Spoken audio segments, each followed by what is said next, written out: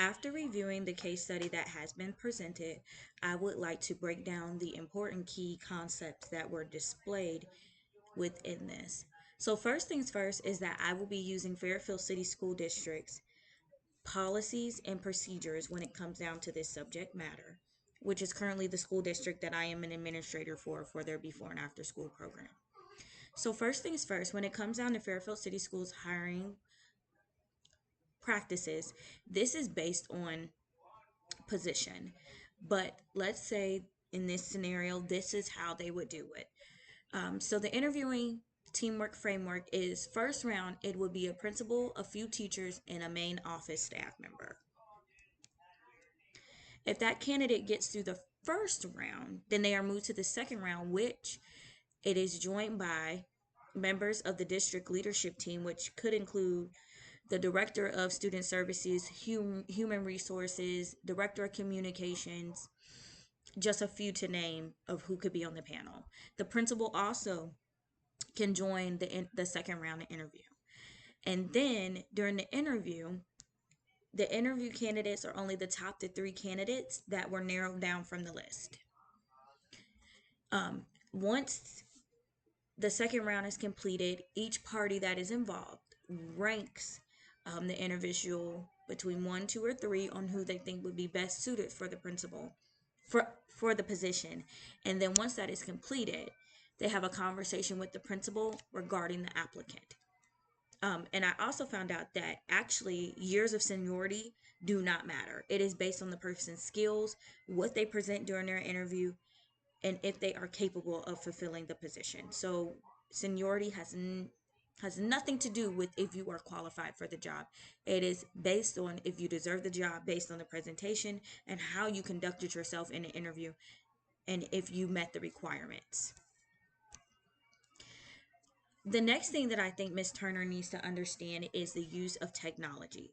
As educators, we have we have been given a framework of ethical codes of conduct that we must follow to make sure that we are doing our job correctly and doing it with the correct intentions. And it's very clear that there is a policy or a code of conduct that is framework for the use of technology, and it's called responsibility and ethical use of technology, and it explains how we communicate with technology but in an effective way to ensure that we are making sure that we are within the appropriate boundaries and it assists with the roles and that we are maintaining proper communication through technology.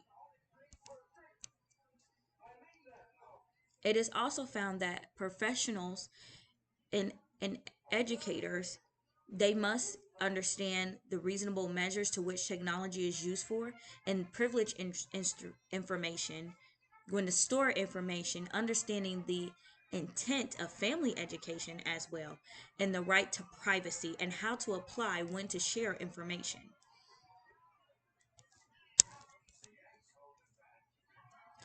In the state of Ohio, the state board members have come up with a policy that is frameworked around how to use technology correctly. And I would like to share a fragment of that. As all activities is subject to logging and subscribing analyzation, users must not perform any acts on department information system that could damage the reputation of the department, including personal incidents of department information is permitted as long as it does not interfere with the job performance. And to me, that first part, when it talks about user must not perform any acts against the department. What Miss Turner did was she did a character assassination against her principal. And at the end of the day, you cannot talk to your leader and that you cannot describe your leader like that in a situation where public record requests can be requested, which is a big thing that has been going on within Fairfield City School District, is that public requests have been being made for emails to be sent, for emails to be represented and given to parties for them to scan.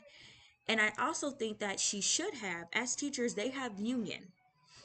And as a teacher, for her to properly get the results that she needed, for her to feel justified or for her to be heard, what she needed to do was make a formal complaint with her union, which is a grievance, and allow the union rep to address the principal or other parties that she feel has done her wrong when it comes down to the position, instead of making a public record request, basically making a public records request that can be pulled at any time regarding that building principal. Fairfield City School also has a policy that is code EDB, which is the use of school owned equipment, which touches on its policy for how technology should be used and utilized.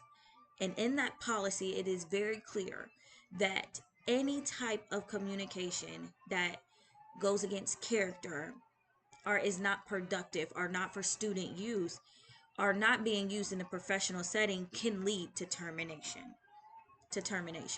So as when it comes down to Miss Turner, I feel that she did not use the technology properly and did not understand that when it comes down to a job, it is not about how long you've done the job, it's about your ability to do the job.